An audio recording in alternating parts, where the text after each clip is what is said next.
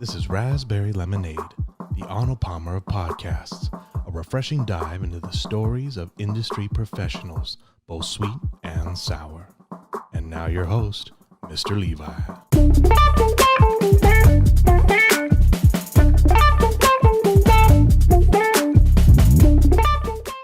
And we're back on Raspberry Lemonade. Have a very special guest on the show today. Yes, sir. Personal, well, you could say Mike's your friend, but more than that, brother. he's your my brother. For sure, yeah. Yeah, go ahead and introduce yourself, man. Yeah, so my name is Brandon Jorgensen. I'm actually the sales director over here with Mike Barron. I've been with Mike's for going on 3 years, since 2021, actually in January. I'm 25 years old. I'm from Texas, Dallas-Fort Worth to be exact. Shout out to my Murder Worth is what they call my city. It's good to be here with you, man. No, thank you for coming on. Now, what's it been like working with Mike? You said it's been we were talking a little bit off air for a couple of years now, right? Yeah, for sure. So literally going on my third year coming this January. What it's been like with working with Mike, it's been life-changing actually, So before I met Mike, I was a correctional officer. I literally was a correctional officer for about 2.5 years. I actually became a correctional officer. Well, one, because I went to school for criminal justice and psychology, dropped out, didn't finish. I'm about 12 hours from a bachelor's, but I found out I was having a daughter. Oh, wow. So I was like, all right, I got to go get a real job. Before that, I was chasing music, you know what I mean? But when I became a correctional officer, it was going good. I'm kind of one of those guys that have always strived for more. Always, like, when I get into something, I'm going to climb the ladder, in corporate or whatever it may be, school, football. I played football in college. But for me, when I met Mike, it really gave me an understanding of how everything really works. Okay, and when I say that, I don't mean just, in business or in sales. I mean in life, right? So one of the biggest bars Mike's ever taught me is the key to success is having the right information and operating off that information, right? Mm-hmm. And so that really taught me is like information is the biggest thing that you can have and possess over everything. Money's not it, you could say power, but information's how you get all those things, right? Information's how you put clothes on your back. It's how you get a house. It's how you build a family. It's how you build a network. It's how you get paid. It's how you learn a job. It's, it's everything. So when I learned that, it really kind of shifted the way I thought, right, and the way I think. And I just knew that I needed to chase the right information, right? Gotcha. So that was a lot about what it is, but it really changed my life, man. I went from making $2,000 a month to I've seen north of 24, 30K a month. I got a $100,000 car outside. I'm 25. It's not something I want to brag about, but it's not to really impress people. It's to impress upon them, right? Because the only difference between me and everybody else, I come from country town, Springtown, Texas, a little bit outside of Fort Worth, like one of the skirt towns. And I graduated with 230 people in my class, so it wasn't really like really small town then. Really small town. I grew up in a trailer park, was never really like, silver spoon fed. My parents started doing good once I got into college and stuff. My dad's actually in sales now. For me, it changed my life in the sense of it gave me the right information to get into the opportunities I was always looking for. Gotcha, man. Now, let's dive a little bit into your upbringing. Okay. And we like to touch on that on this show because it really kind of gives, everyone has an origin story, right? And when we're kids, we're still very kind of, what's the word? We're being shaped really by our circumstances, by our parents, by school, by the popular thinking of the time and all these things. Right. But at the end of the day, like once we all grow up, we decide what we want to do with it. Yep. With that said, I think it does play a huge part into what type of person one becomes. So in your case, tell us a little bit about what your life was like growing up. Yeah. So, growing up, for me, I grew up in a small country town, never really had much. Like fun for me was racing push mowers with my buddies from down the street. My parents were never bad people, never we're all programmed from day one, right? We're given information from the ones that raised us.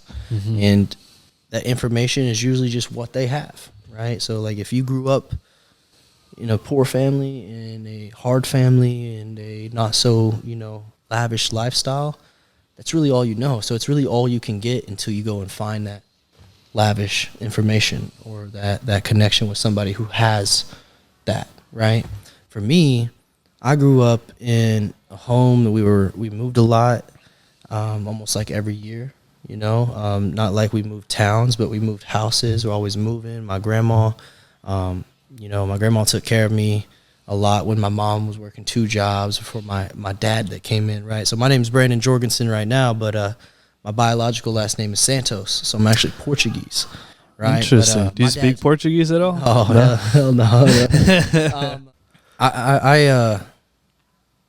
I always call my dad because he's raised me since I was 1, which is why I gave his name away to my kids rather than the other name, right? So he was the one that raised me. It's always been rocky. It was rocky growing up just because we didn't have money like that, and finances is really what drives a lot of the issues into modern day families, Like if you don't have what everybody else has, it's not just the kids that pick on you in school, but their parents also probably pick on your parents, it's like that all around. So for me, my mom worked 2 jobs. I got an older sister. She's 18 months older than me. I have a little sister who's 8 years younger than me, right? So before my little sister got here, it was always just going to grandma's house and mom and dad going to work and, figuring everything out. But, later on in life, my grandma ended up passing away in a car wreck I was in. And my mom kind of took on all the responsibilities of my grandmother, right? So she actually adopted 7 kids. She had 2 of her own. Wow. She was all into helping the ones that were special needs, G-buttons, disabled, Asperger's, stuff like that, right? So my mom took that all on once she passed, and for me is when I really started seeing about like giving back to other people, taking care of people, taking care of the ones that can't take care of themselves, and that really I feel like shaped me. But I was a big football player growing up. If you know Texas, Friday Night Lights, it's pretty big out there, right? It's like a religion. But that was like my dream at first. It was like go play the NFL. Like I'm gonna be that little Wes Welker that comes out of my town, and really I went and finally played college ball, and well, for me then it was like it became a job. It wasn't fun anymore, so that's when I quit, but I was real passionate about music, and I chased music. I got to making a little bit of money with it, and then found I was having a daughter, and so that was really when I was just like, all right, I gotta go get a real job, and kind of caught up to the story from there, man. Okay, so kind of when that moment where you found out that you were going to have a daughter, yeah, you were like, okay, it's no longer about me, right? 100%. And that's why you went to, what was that job that you took on? Yeah, so I took on being a correctional officer. Oh, that was where that came in. Yeah, okay. So I had a criminal justice associate's degree, and so I was like, all right, how do I use this degree? How do I utilize the time I've already spent and all this stuff? So I became a correctional officer, and I worked my way up in that ladder. And my daughter was born in July of 2020, so smack dead in the center of COVID. So it wasn't like a normal birth. Like I almost wasn't even allowed in the room. You know what I'm saying? But for me, I just knew that I had to do whatever it took to provide, right?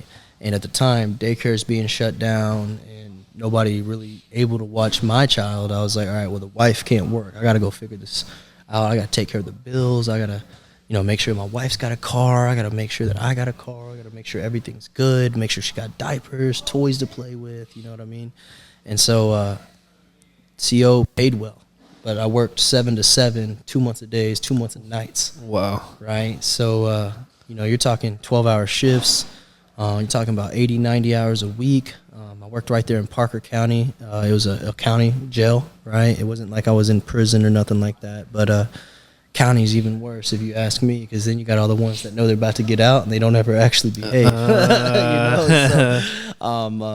No, really, it was cool. I mean, it was cool in the sense of if you like action, different things happening every day. It's not the same thing every day. Things popping off or, just doing intake versus just watching a zone or learning how it's military structure, so you learn a lot about discipline, and you wear combat boots too. You wear the pants and the shirt, and at the end of the day, I finally realized and learned inside there is that there's no difference. Like just because they're on the other side of the glass, we're just another gang in there.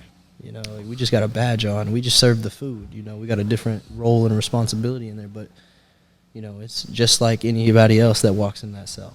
Wow. There ain't nothing that's protecting you. You ain't got guns on you. We didn't have batons, no tasers, no mace. The only ones that really had mace were like the sergeants, right? So I finally came home one day in December of 2020, and it was actually the 16th, and it was off a night shift. I came home that morning, and it's not like I know this like to be true exact, like this is what happened, but to me it felt like my daughter didn't recognize me. She was crying anytime I pick her up. Wow. Wouldn't let me sit next to my wife while she was holding her. She'd be screaming, going off, and who knows, maybe she was just scared of men. But like, you think about the guy that's been there since she was born. She's 8 months. He's there every day. Like, she wouldn't freak out from that guy. Yeah. Right. So when I finally seen that, I grew up with my dad always being gone, and work. So he was an installer for an AC company at the time, and installers, they wake up at 5 o'clock at the job by 6:30, and they work till the job's done. So sometimes even midnight at night if they got another job in the middle of the day. So I always told myself, I'll never be that father that provides but is always absent, right? So dad missed AB honor rolls. He got to come eventually to football games later on in high school, but he missed a lot growing up, right? So I told myself I won't be that guy. I always realized, like, as a kid, it was never about the money we had that I cared about. It was about my parents being there. Yeah. So I quit that day, and then I blew my savings on her first Christmas. I went back to an air conditioning company, driving a van. It was actually the air conditioning company my dad worked for. I was a parts runner, so I took installers the parts for their jobs. Right, made about $2,000 a month. Wasn't really much, and that's when I really started reaching out and looking for other avenues, and it's exactly how I found Mike. Damn, bro. Yeah. That's crazy that was just 3 years ago. It is crazy. It's absolutely insane. It feels like it was years ago, though. Yeah, the way you talk about it, yeah, it seems that way. But I mean, that just goes to show, and I want to take a moment here, and kind of tell the audience, like, it just goes to show it doesn't take a long time to make huge change. Exactly. What would you say to someone who's out there right now who's maybe going through a similar struggle or is kind of going through the thick of it, but they feel like they're right at the edge, like they just can't take on anymore? What would you say to someone in that situation? In that situation, for me, I'm always going to refer back to Mike, because I can't ever just say this information and say, like, oh, this was my information, I came up with it, right? There's something called be, do, and have, right? And your be is your beingness, right? It's like how you think. It's how you look at yourself. It's like who you are. It's like what you believe. It's literally who you are. It's your beingness, right? And that's always going to determine what you do, right? Your doingness, the actions you take, words you tell yourself. Your tongue moving is an action. It's not a thought, right? Your thoughts are what lead your tongue to moving. So the doingness will always determine what you have, your havingness, your results, what shapes reality, right? So for me, when I first learned this and I was going through all that, man, I was ready to quit. I was like, dude, I don't know if I can do this anymore. I was like, dude, I don't really know how I'm going to take care of my wife and my daughter. And I got an 8-month-old son now too, so I got 2 kids now. It's like I'm in a better position. I don't feel that stress no more, because I know my beingness will take care of the actions, which will take care of the results, right? But if I was going to give somebody some advice, I would tell them that your beingness is what you believe, right? So, like, if you believe you can't take no more, you won't be able to take no more.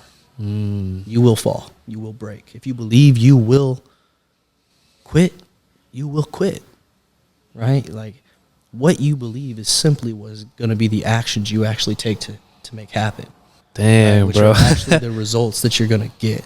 Yeah. Right? So I didn't just go get a cool car. I didn't just make all this money. I didn't just help my family move across the country and live in the 6th most expensive city in the world.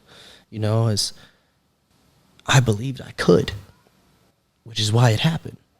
I'm 25. There's 40-year-olds in Texas I can tell you right now that I wish they could do what I do. Yeah. They don't have to wish. They just have to believe they can, right? If you believe that you can do something, it will happen.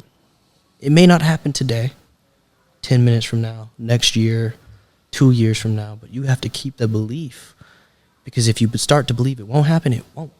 That's the actions your mind will tell your body to start taking, right? You ever, you or anybody out there, if you really think about this, it always just takes me back to like my high school days. And I remember like if somebody was saying something that would make me mad or like push me over the edge, that like I'd start thinking like, I'm going to hurt this person, or I'm going to do something to get back at this person. And you can actually think about it so much that like you'll start seeing, like if I vision myself, your fist balling up, Right. kind of walking big. If you're a man, you know, if you're a woman, you're thinking I'm scared or whatever, you might start feeling closed off, or, you know, I mean, men do that too, not just women. I don't mean to, you know, single everybody out, but I think about like my sister when it comes to that. And I like remember the hard times we went through. She would always like run to her bedroom, like cover up under the blanket. I'm like running towards it, you know, I'm gonna screw it up, you know, like I'm this big bad person in this world that's gonna take care of everything. But it's literally what your thoughts are things. What you think, you will become. I believed I could become successful, and that's why I became successful. The problem with 99% of the world is they operate off of have, do, and be.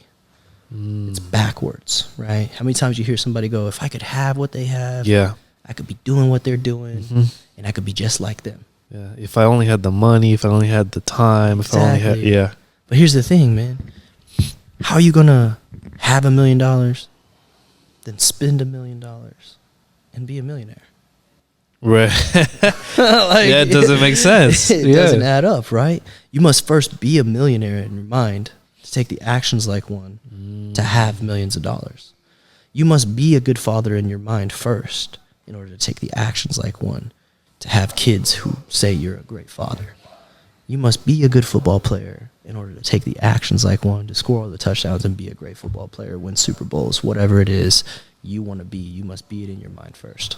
And that's really the biggest thing I took away. So if I could tell anybody anything, I tell you to really get in a journal, get on a piece of paper, write down who you want to be, what that person does, how he acts, how she acts, what she wears, what she does, like what building she walking into, who she hanging out with.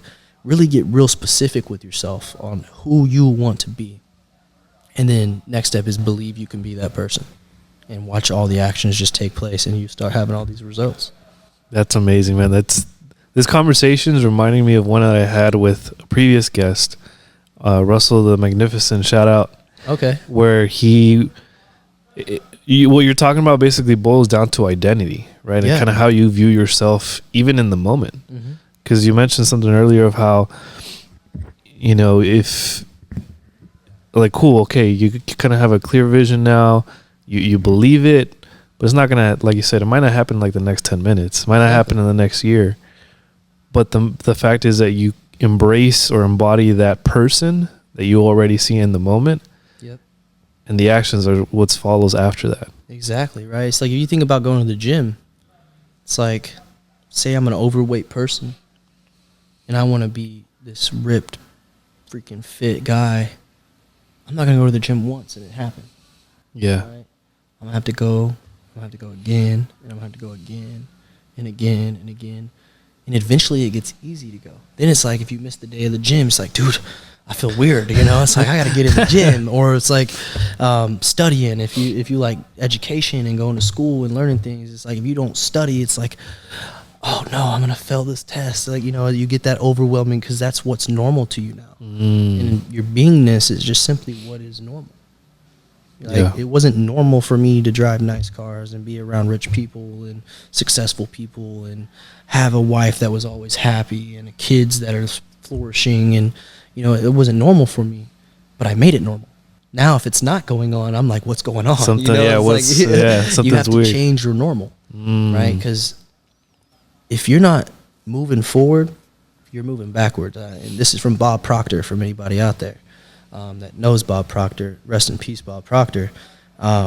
He says, there's never a time in this world or in this life that you're staying in the same place. The world's constantly moving. That means you're constantly moving. you're either moving forward or you're moving backwards, right? You will never stay in the same place. Like, I see a lot of people in this world hanging out with the same people they went to school with or the same people they were best friends with in high school. And I'm not saying you can't do that. What I'm saying, though, is make sure they're also trying to grow like you. Yeah. And they're trying to do the same, growth. Maybe not the same things, maybe not in the same direction, but they're consistently trying to get to the next, right? They're trying to grow. Because if you're staying with people that are shrinking, you will shrink. It's like if you hang out with 5 drug addicts, you become the 6th. Yeah. What happens to you if you think you hang out with 5 billionaires or 5 gym freaks that are fit, that are strong, or 5 geniuses, or 5 professional football players, or like whatever you want to be? Imagine getting around those people, hanging around with the 5 best ones. What do you think is going to happen? It's like you're going to start being influenced by those people, which means you're going to start acting like those people, which means you're going to start doing the same things as them, right? And if doing this leads to having this, that means you're going to have the same results, right? Because you can't do the same thing and expect a different result. Right. Right? So like if I went and hung out with 5 drug addicts and 1 overdose and I kept doing the drugs and I didn't expect to overdose, I'd be crazy. Yeah. Right? Because it's the same thing with the same result. I'd be insane to think it was something different. What do you think also happens if you go hang out with 5 successful people and I do the same things of them every single day? It would be insane of you to think that you couldn't have the same results. And that's why I hang out with the successful people. That's why I get into as many rooms as I possibly can. That's why I'm in this room with you today. It's like I want to be around people that are going to the next. I want to be around people that are growing in their field. Even if it's not my field, I just want to be around them because they're growing. It's momentum. It's energy. Energy cannot be created nor destroyed. It can only be transferred. Right? So you got energy. I want you to transfer it to me. It just better be good energy or I don't want it. You know what I'm saying? Exactly. Well, hopefully you're feeling the good energy, man. I feel it, man. It feels good in here today, and I appreciate you having me on this. Yeah, man. So what would you say has been one of the tougher experiences that you've gone through? You kind of already mentioned some things, but like I like to dive in a little more into these things because I try to think from the audience perspective, right? Right. Because I was there at one point. I think I've gotten a little better as far as my thinking goes, but I used to see these people like online, or on podcasts and all these things. It's like, man, like that must be nice, Right. or like kind of like how the heck did they get there? But like with not a curious mindset, more of a like almost hating on them, right? Yeah, you feel jealous. Yeah, exactly. Jealousy. So, well, that's why I like to ask people kind of like, or dive a little deeper into the not so great experiences, because it really humanizes the person. Right. You see all the success, but like you also see like, oh, they didn't have it easy. Exactly. Right. So one of the toughest things with me was a lot of people want to become something great. They want to become great in whatever it is. They want to be whoever it is they want to be. They just got to really understand and know that there's change that comes with it. Like you can't be the same person and be that person, that version of you. In other words, that means relationships will change. Relationships with moms, sisters, dads, auntie, uncles, grandmas, grandpas, family, friends, network. For me, my toughest one was my relationship with my wife, right? Tell me more about that. So the reason why it was so tough for us is because, everybody's programmed from day one to think and be like the way they are from their family, from whoever raised them. I got on this journey of becoming successful and getting this information and becoming great, and I'm gonna help change the world. My wife wasn't with me when I did that. She wasn't with me going through that same information and learning it. Now we're good. Like don't get me wrong, there ain't nothing wrong with me and my wife now, but there were points in time that, like, I'll be real, we had to spend a month apart. I was out here in San Diego, she was back home, and we had to do that, and it wasn't out of like, oh, let me come out here for a month and get better and grow. It was like, no, we split up for a month. And the reason being is because I'm thinking penthouses, private jets, Lamborghinis. She thinking farmhouse, white fence, school with the kids. And like, we are two different areas right now, like 2 different lifestyles that just didn't match up. So we grew apart in a way. But I knew as a closer, as a sales professional, as somebody that is a highly skilled communicator, the only reason me and my wife wouldn't be together is if I agreed with it. Right? So at the end of that month, I drove my butt all the way back home. I stood in front of the elevator, waited for my wife to come down and let me up. It was like 11:30 at night. That sounds like a movie scene, bro. And I'm telling you, I made it a movie scene.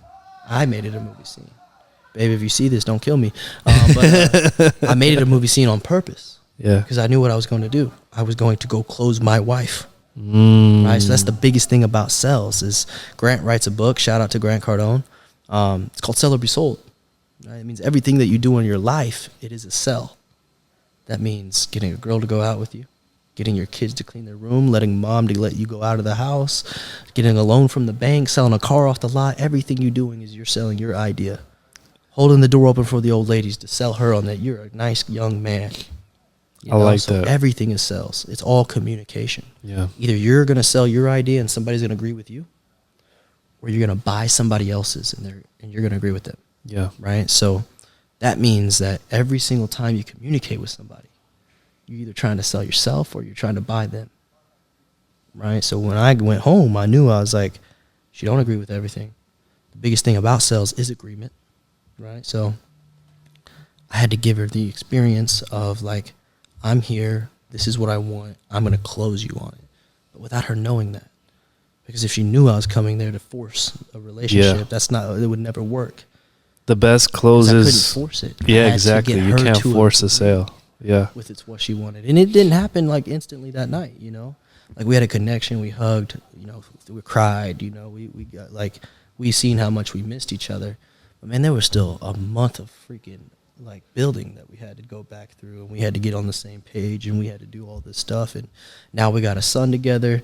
At the time we only had a daughter. You know, my daughter's name is Brexley. My son's name's Bane. Yes, after Batman, his name is Bane Brentley Jorgensen. It means the glorious defender overcomes major obstacles to achieve success. The son of Jorgen. Wow. I really put some thought into that. So. I like that. Yeah. But no, yeah, I mean. I always just knew that sales, once I learned it, is everything. Like, I'm selling myself to you right now. I'm selling myself to this audience. You sell yourself to this audience. Like, and it's only going to be the people that agree with you that buy you. Yeah. So it's really never about the haters. You just need the haters to get you in front of more people that might agree with you. Ooh. Okay. Man. It's called sales and marketing. I like that. Yeah, yeah. I really like that, man. That's something I always told my wife, too.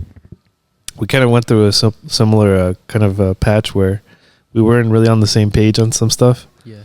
And it took a while.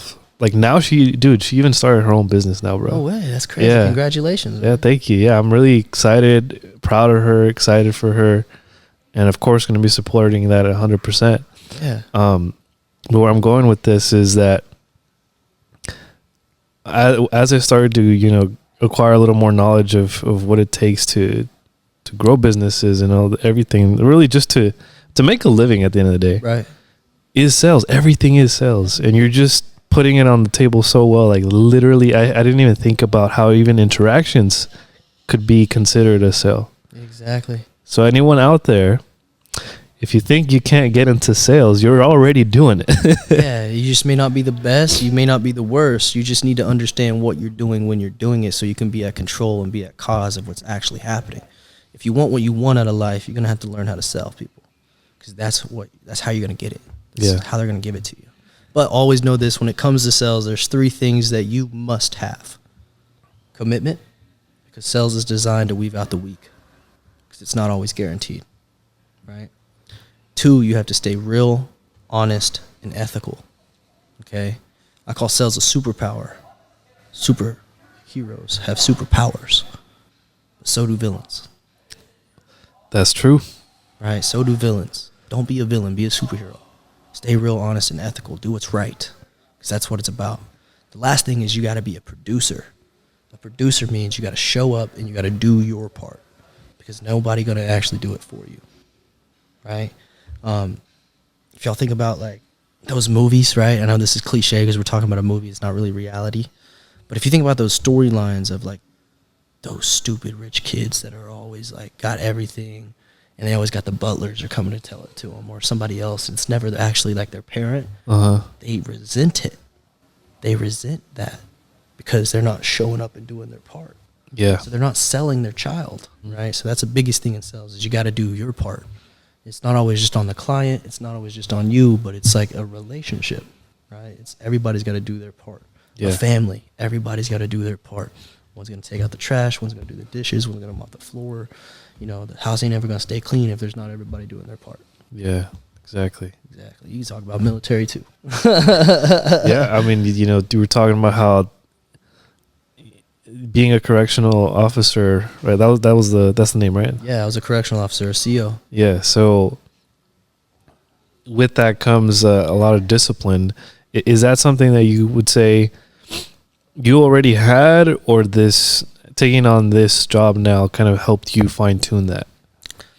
I had a lot of discipline, and mainly because I played football, you know, and in Texas, it ain't no joke. All right. So, really, discipline came with really being able to control your emotion. So self-discipline. You know, in there, I have less rights than they do, right? Like they could punch me in the face, and I can't just punch them in the face unless it's legitly like defending myself, you know. And it's cameras everywhere, so it's not like, you know, won't punch you and then just act like they're not doing nothing and stop harming you, stop being a threat immediately. So now you can't retaliate. So it's like that self-discipline to really hold back and be like, it's not worth it. Or if you're walking across, you know, the hallway and you hear somebody start talking about your wife, your kids, your family, whatever, you can't react, right? Like, and that's the biggest thing about people in life in general is if I go to a bar right now and I look at somebody and I'm like, screw you, and flipping them the bird and I'm being this arrogant prick, one of them's going to get mad and they're going to do something. Yeah. But he doesn't understand how much control I have over him right now because all I'm getting him to do is react. Yeah. Right? So the reactive mind is meaning you're being controlled. So if you can stop reacting and really just think, it's like, how important is someone calling you a name or talking crap about your family? How important is that versus everything else in life? Versus like the goals, the success, the kids, the family. Like, unless somebody's gonna actually harm you physically, like, and threaten you, ain't nothing matter but what you're focused on. Because what you focus on is what grows. Yeah. If you focus on somebody else that ain't even like a part of what you're trying to do, you're just gonna let everything shrink and you're gonna let the problems grow. Right? The way you solve problems is you focus on solutions. If you want more problems, focus on the problems. Because then you just end up with more problems because that's what grows. You're focusing on it, right? So, I mean, I took a lot of game from Mike in this, and this is all bars from Mike that he's taught me. But if you actually implement it and do it, you will look back in a year and be like, holy cow, oh my gosh, this is crazy. My life's changing. I do it every year. Every year I look back and I'm like, holy crap, I really did that, you know? Like, I really accomplished those things. You know, I just always tell everybody, stay looking forward because what's behind you don't matter no more. You know what I'm saying? Take the rear view mirror off the car. You ain't nobody coming up after you. You know? Exactly, man. Well, let's see. What else can we talk about here? What would you say has been one of the maybe the best moments that you've had so far? Yeah. Okay. That has happened ever since you started. Well, yeah, ever since you made that change, you know. And I'm gonna give you two things. I'm gonna give you the best moment that I see as in like sentimental and personal. And I'm gonna give you like the coolest thing I ever did. Okay. Okay. Best moment would be being able to communicate with my wife without fighting. Now, I'm not saying we don't fight. Everybody's going to fight every now and then. But being able to communicate with my mom and my wife and my dad and my family and not get that feeling of judgment. You ever feel like you talk to your family and like almost like you feel like you can't tell them something because you're feared they're going to judge you? Yeah. I know how to tell them without feeling that feeling now, without letting that control me. So that's one of the best things that I've been able to do, that it's given me. The coolest thing I've ever done with this information is I took my wife, my kid, my daughter, and I was a franchise partner. So I was a franchise partner for Mike. So I'll give y'all my story with Mike for real quick. It's real fast overlay. I met Mike in January 2021. It was January 26th. I tried all the Amazon FBAs, Forexes, and I don't hate on those things. Those things just take more capital to really get successful.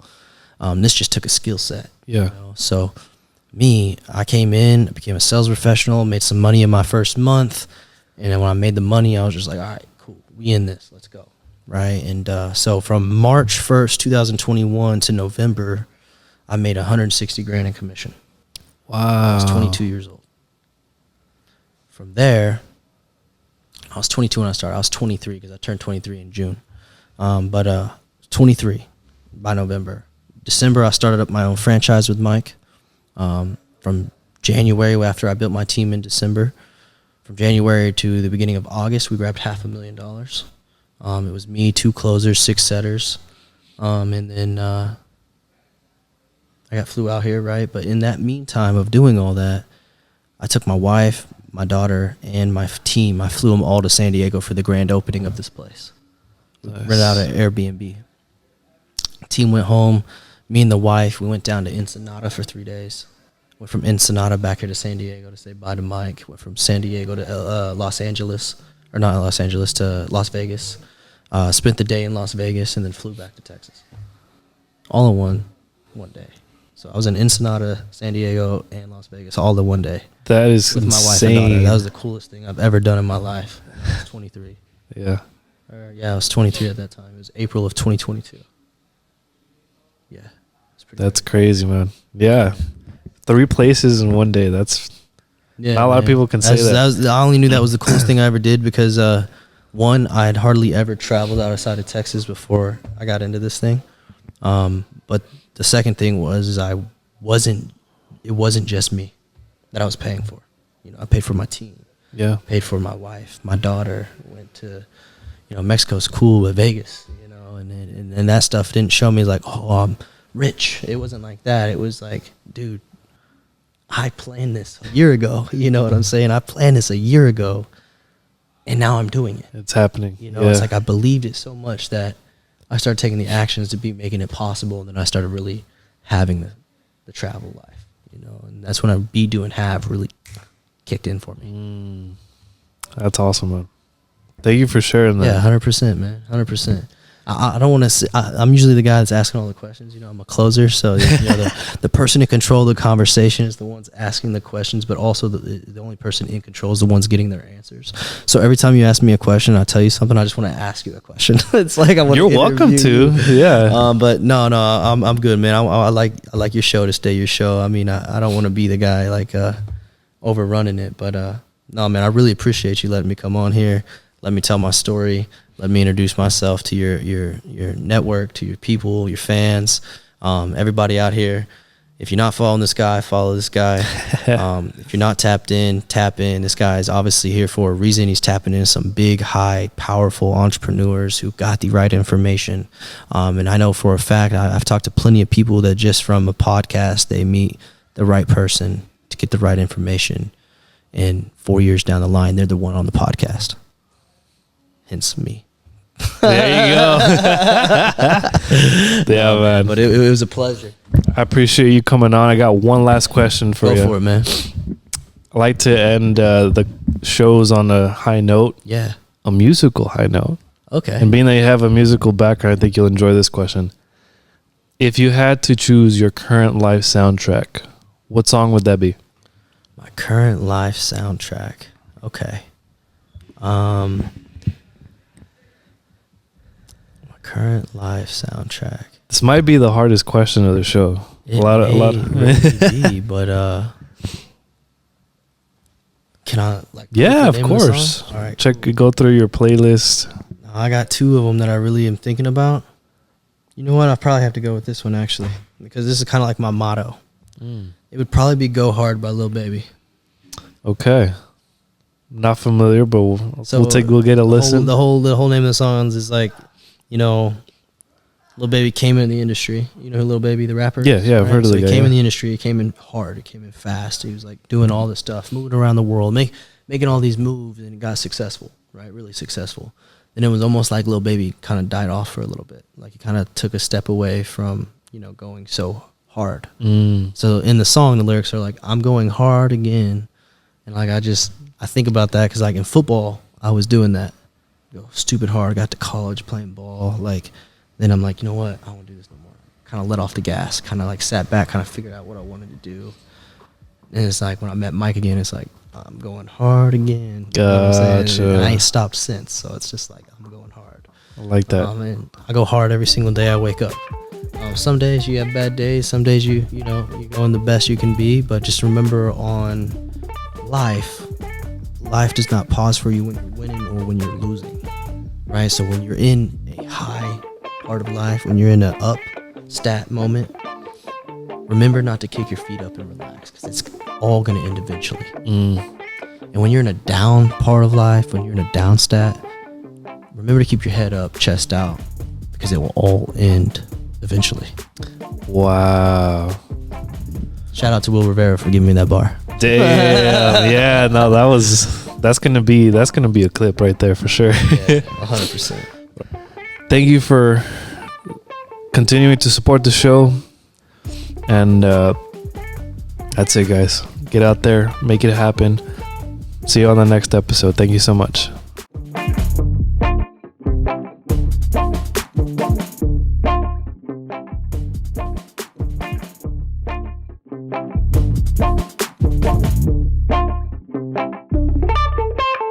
This has been a Redbird Studio Productions. Hope you've enjoyed the program.